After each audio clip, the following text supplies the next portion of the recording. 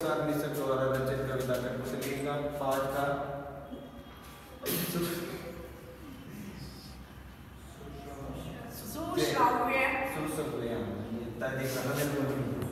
सुश्रव्य वाणी उचित स्वराघात बलाघात पूर्वक वचन करने में समर्थ हो सकेंगे। विद्यार्थी व्याकरण सम्मत भाषा का प्रयोग करने में क्रमबद्धता तथा सुसंबद्धता का कविता पाठ के आधार पर ध्यान रखने में सक्षम हो सकेंगे।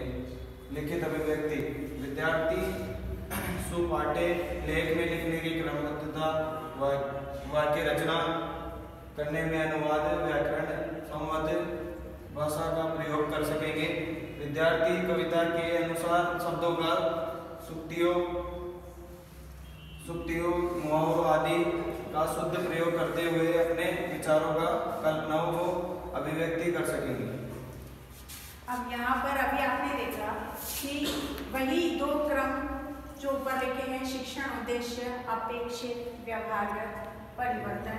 ये अगर हम नवीन पेज में काम करते हैं, नया पेज लेते हैं, तो हमें वापस से इसकी एंट्री करनी होती है, इसको वापस से लिखना होता है। अभी जो दोष हमने देखा वो क्या है? धैर्य का अभाव और बोलने की शीघ्रता। उस शीघ्रता से क्या होता है कि जब तक हम शब्द को अच्छे से पढ़ नहीं पाते हैं, तब तक हम लिखने का साहस या बोलने का साहस नहीं कर पाते। यहाँ पर जो भी दोष आया है वो जल्दी और दिमाग के साथ वाणी का तालमेल नहीं होना, क्योंकि हमारा मन और मस्तिष्क दोनों में भेद होता है, वो बहुत तेज गति से चलता है और वाणी हमारा उसका साथ नहीं दे पाती। यही कारण है कि यहाँ पर शब्द जुड़ गए, जैसे शब्दों को तो बहुत सारी जो अतिशयोक्ति हुई है वो इस वजह से हुई है। आपको इसकी वाणी का नहीं, यहाँ पर जो लिखा हुआ है उसको ध्यान में रखते हुए साथ में वही प्रक्रिया जो पूर्व में आपको बताई गई थी कि यहाँ पर अगर गद्यांश है तो गद्यांश के रचयिता का नाम लेंगे हम, और जो टॉपिक है वो टॉपिक आएगा। जैसे आपको उदाहरण स्वरूप यहाँ पर कठपुतली और उसके रचयिता का नाम यहाँ पर लिखकर बताया गया है। यहीं पर मौखिक अभिव्यक्ति में संबंधित ये सारी बातें लिखी गई है कि क्रमबद्धता और सुसंबद्धता क्या होती है।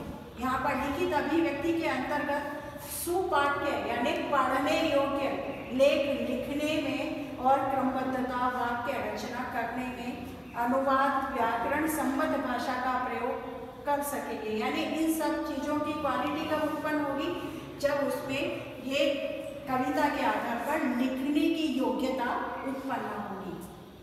अब आपके सामने अगले वाला पॉइंट अभिरुचि से संबंधित अभिरुच्यात्मक ये पढ़कर बताएंगे, ढंग से पढ़ेंगे। अभिरुच्यात्मक विद्यार्थी भवानी प्रसाद मिश्र द्वारा रचित कविता कठपुतली पाठ्य पुस्तक कविता के अतिरिक्त अन्य साहित्यिक पत्र पत्रिकाओं का अध्ययन कर सकेंगे। विद्यार्थी साहित्यिक कार्यक्रमों में भाग ले सकेंगे तथा विद्यालय की पत्रिका में योगदान दे सकेंगे। विद्यार्थी सच साहित्य को कंठस्थ एवं संकलित करने सहपाठियों में भाषा एवं साहित्य के प्रति सुरुचि उत्पन्न करने का प्रयास करेंगे। शाबाश। अब देखिए यहाँ पर जो इसने बात बताई है अभिरुचि, रुचि का मतलब है इंटरेस्ट डेवलप होना। कब होगी? यानी कठपुतली कविता का हेड अपन ने यहाँ डाला और ये इंटरेस्ट किसमें उत्पन्न हो रहा है? बच्चों में चेंजेस देखने का प्रयास कर रहे हैं। तो यहाँ पर जो बातें लिखी हुई है वो इस रुचि से संबंधित है, यानी भाषा एवं साहित्य में रुचि को विकसित करना।